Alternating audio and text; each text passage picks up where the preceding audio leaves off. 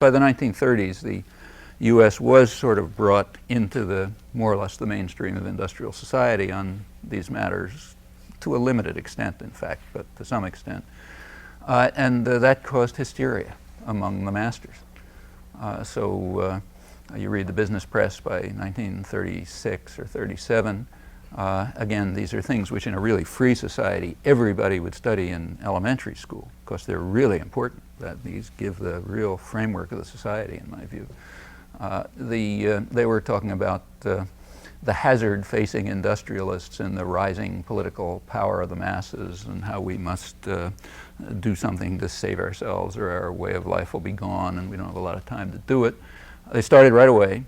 By the late 30s, there was a big anti-labor campaign that had built up.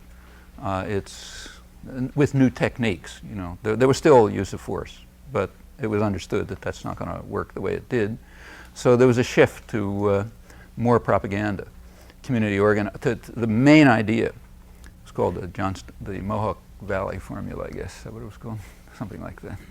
Yeah, Mohawk Valley formula was designed by a lot of public relations hotshots around 36, 37, at the time of some of the steel strikes, to have a new, what they called scientific methods of strike breaking.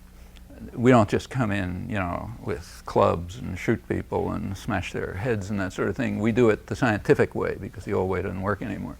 And the scientific methods of strike breaking were in fact drawn from the public relations ideas of the kind that I talked about. The main idea was to mobilize the community against the strikers and the union activists, to present a picture which is by now so standard that you can hardly turn on the tube without seeing it, because it's just poured out in, you know, like streams ever since then. The basic idea is to present a picture of the world that looks kind of like this. There's us, you know, kind of like big happy family in the community.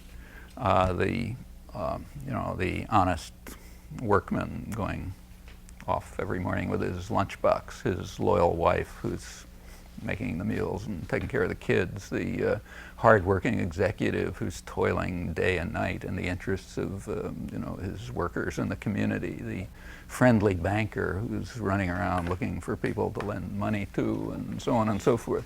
That's us, you know, and we're all in harmony. Harmony was a big word. We're in harmony, we're all together. It's Americanism. You might take a look at that word Americanism. It's an unusual term. It's the kind of term that you only find in totalitarian societies, as far as I know. So like in the Soviet Union, anti-Sovietism was considered the gravest of all crimes, you know, and the Brazilian generals had some concept like that, anti-Brazilian. But try, say, publishing a book on anti-Italianism and see what happens in the streets of Rome or Milan. I mean, people won't even bother laughing. It's a ludicrous idea.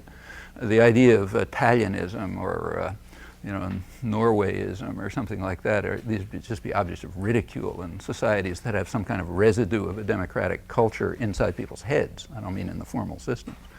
But in totalitarian societies it is used, and as far as I know, the United States is the only free society that has such a concept. Maybe there's another one. If it is, you might try it in places, you know. But anyhow, Americanism is an anti-Americanism and un-Americanism and so on. These are concepts which go along with harmony and getting rid of those outsiders and all that kind of stuff. Another part is simply to induce hatred and fear among people. So it's a diverse society. You know, you go to Europe, most places are pretty uniform. This is a very diverse society. So it's easy for propagandists. It's pretty easy to get people to, you know, hate the guy next door because it looks a little different or one thing or another. And huge campaigns go on to instigate divisions among people. I don't have to tell you about this. It's all so familiar. You go on. But these are very natural techniques of social control. Now, if you can't control people by force, you have to control their minds, you have to control their attitudes, you have to, exactly like they say. Well, going back to the Mohawk Valley formula, the idea was to move into a community, flood it with where there's a strike going on, flood it with propaganda, take over the media, the churches, the schools, everywhere else, pour in this propaganda about harmony and so on, the way I described it. And then there's those bad guys out there who are trying to disrupt our harmonious lives, like that union organizer is probably a communist or an anarchist anyway, and probably un-American, and he's trying to, destroy all these wonderful things we have, and we got to band together and kick him out. We have to defend our way of life against this. A lot of religion gets thrown in. Remember that the United States is an extremely fundamentalist country. I mean, you look comparative statistics. Usually religious fundamentalism declines as industrialization goes up. It's pretty close correlation. The United States is off the chart. It ranks with devastated peasant societies, probably more fundamentalist than Iran. There's all, why this is so is, I don't know, but in fact, it's a complicated question. But one factor is that it was certainly consciously fomented by business leaders. That goes way back to the 19th century, when they were supporting their favorite, John D. Rockefeller's favorite evangelist was, who had poured a lot of money into, was some guy who said that people ought to have more enlightened ideas than labor agitation. That was one of his famous phrases. And the more enlightened ideas are, go to church and listen to orders and, do what they tell you and shut up. That's the more enlightened idea. And it's a really interesting case because the Mohawk Valley was the model that was later used for strike breaking and destruction of the labor movement in the post-war period. So it's quite interesting to see what happened right there. Incidentally, I don't know any literature on this. Do you?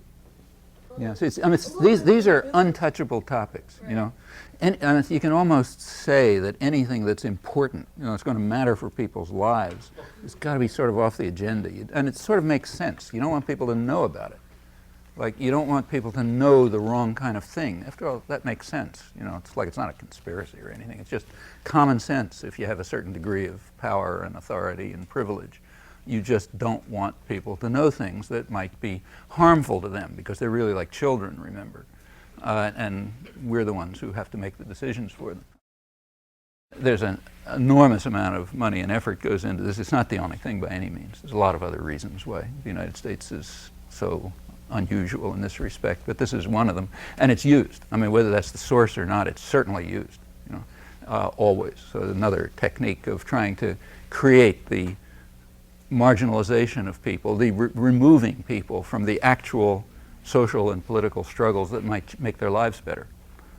Maybe and to keep them from working with one another by dividing them up in all sorts of ways.